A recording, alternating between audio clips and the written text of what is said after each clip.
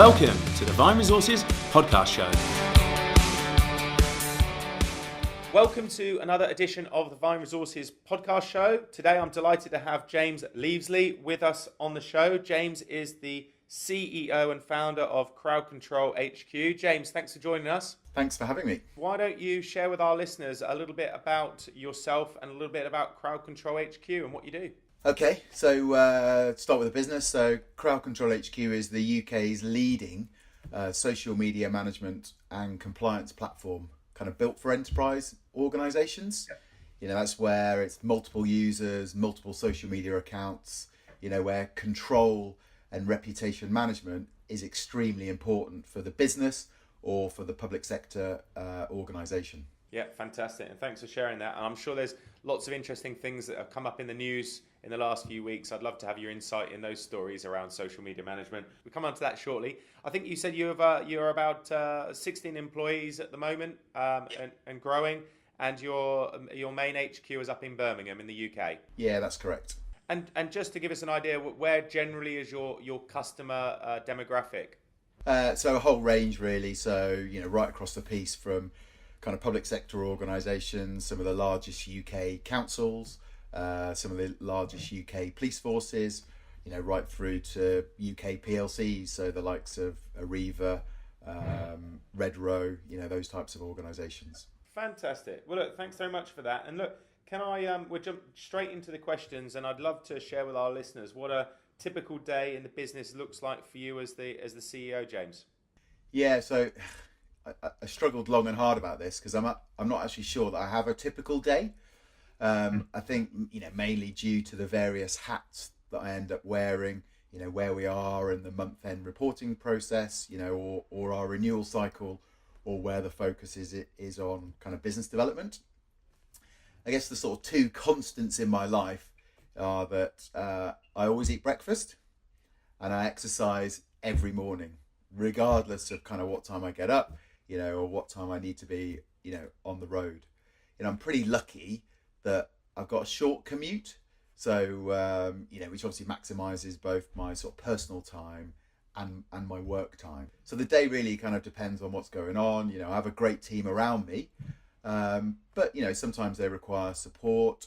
You know, I have my own work that I tend to pick up around kind of new business, you know, marketing, operations, finance, contract negotiations, kind of legal, HR. You know, and I get pulled into product development as well.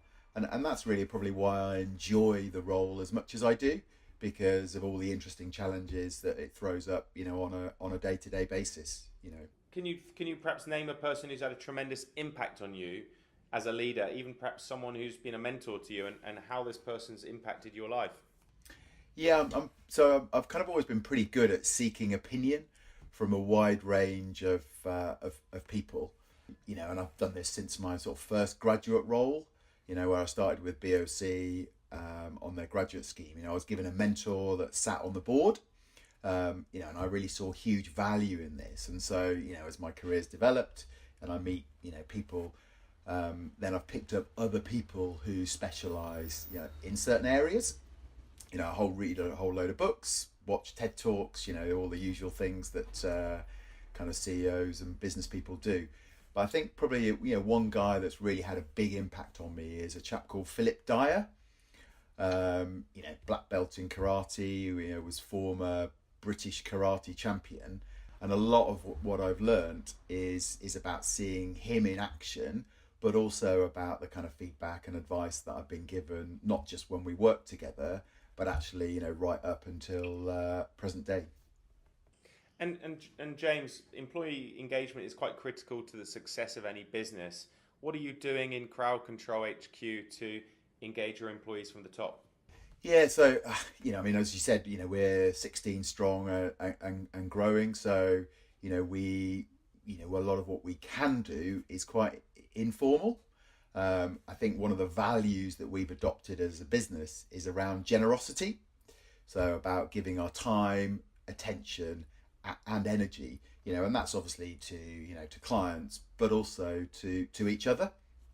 You know, so on a formal level, you know, we run kind of monthly company update where all the kind of different teams update everyone else about how we're progressing against objectives, sharing both good news and also, the less good news.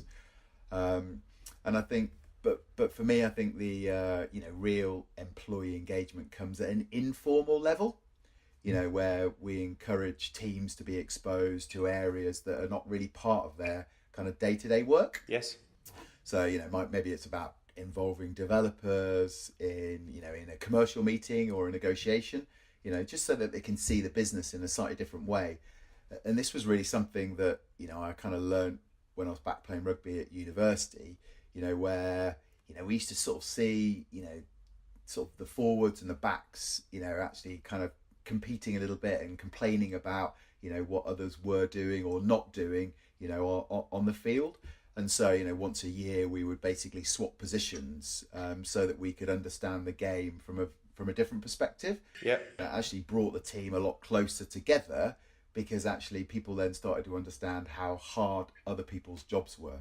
What do you believe is the biggest challenge facing business leaders today? I think it's probably about the kind of pace of change. It's probably the biggest challenge for especially sort of early stage businesses. The skills and people that you need at the very beginning are very different to the skills that you need as the business grows. Mm-hmm. It's absolutely key to surround yourself by great people to help solve the challenges and to drive the business forward. But actually I think it's it's that the pace of change doesn't always enable you to keep up with getting the best people around you. And I think it's like, I have an amazing CTO, but actually I think at the very beginning he would have been unaffordable when we were looking at proof of concept, and therefore, but there would have been a huge amount of value. And so it's just trying to balance those things and getting the right people in the team at the right time. James, what do you believe is the best piece of business advice you've ever received? So, kind of going back to the chap that I mentioned earlier, Philip Dyer, he used to use the phrase, James, it's just business, it's not personal. And kind of being CEO, it can be a pretty lonely place. And so you spend a lot of time thinking, but you need to be able to switch off, to relax, spend time doing other things than just work. And I think admittedly that can be hard. Kind of most of the hobbies that I have, include, strong concentration. So such as like triathlon, mountain biking, skiing, so actually it forces me to think about, those activities when I'm in them, as opposed to thinking about work 24/7. I mean, don't get me wrong, I'm extremely passionate about the business, and no one will ever be more passionate about Crowd Control HQ than me. But actually, in order to make good decisions, I just have to deal with the facts, take the emotion out of, a situation. And actually, I think that really comes back to this advice that I got from Philip, which is, James, it's not personal, it's just business. How do you help a new employee understand the culture of your company? So every employee goes through our company induction. The first part of that is kind of having a meeting with me, whether they're going to work directly for me or not. And that's really for me to understand a little bit about them, their interests, and then introduce them to the values that we have, within the company, and actually, as our mantra is around, the defenders of reputation, which is obviously around the type of business that we're in. And so as a result, we have, as a team, have adopted the values that were those that came from the Knights of the Round Table. Mm-hmm. And so, a big part of it is actually helping new employees understand what those are, so that actually they can adopt those and see those in others. What's the one mistake that perhaps you witness business leaders making more frequently than others? So I've kind of taken this quite personally, because actually I sort of looked at, what's probably the biggest mistake that I've made over, the kind of the last few years. And that's, I think, solving problems for others. And it's not only a mistake that I see kind of others making, but I'm absolutely, as well, when people bring problems to the CEO or to me in this case, like my immediate reaction is I'm going to solve it. It's how I'm programmed. This can be, it takes place in my personal life, with my family, my friends, my work colleagues. It's that, I am able to deal with problems small and large and crank through them, at a fair rate of knots. And I think, but actually I know that this doesn't help with the team that work for me, and definitely doesn't help with, their development. It creates a sense of reliance, and creates almost an environment whereby, the employees hit a wall, identify a problem, they bring it to me, and actually I solve it. It's very efficient. But actually, I think I'm kind of having to force myself to sort of almost push the problem back and say, okay, bring me options. Don't bring me problems, bring me solutions, and those can be multiple solutions. And we'll help look at what each of those are. But actually, that's a problem I see that I make, but also others as well. What's the one behaviour or trait that you've seen derail more leaders' careers than others? I think ego can be a kind of weak point, for any leader. The leader can think that the success of the business is down to them, and therefore, sort of a little bit of arrogance almost creeps in. I think it's that, that the success of any business, is actually delivered by the people within the organisation, and no one individual is responsible, and that also includes the leader, because actually as soon as that arrogance creeps in, it will lead to bad decision making, a loss of credibility, and also a lack of, or a loss of respect, by the team and by employees. How do you think you see your industry changing in the future, and how do you believe that'll affect your ability to attract and hire the best talent? I think, in the tech space, outsourcing has become a real career option, for many people, working on, remote working on short-term contracts, the setting up of virtual teams. And I think this is a real challenge, as it's extremely difficult to try and build a team culture, in this environment. The whole purpose of building a team is that, the sum of the parts, are kind of, are greater than the individual elements, and I think that, yes, it might fix kind of short-term solutions, but actually, teams are full of people who work for each other. They've got each other's back, and they, and they get more done. Teams build software, teams deliver software. The stronger the team, I think the more successful the business can be.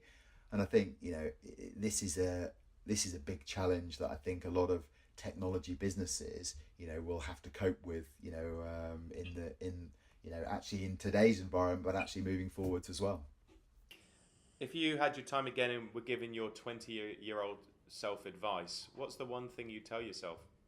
Yeah, so I think, I spent, from as far back as I can remember, first job at BOC, and I spent a lot of time in my career thinking about new business ideas, wondering, I wonder if this project or product would sell, whether people would pay for this service, and it was only 10 years ago, that I really took the plunge and decided to set up my own business.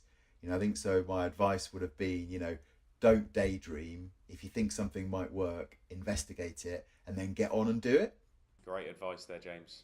And James, thank you for sharing your insights there. What's the best way that people can get in touch with you and in touch with the company? Yeah, so I'm available. Look me up on LinkedIn, James Leavesley.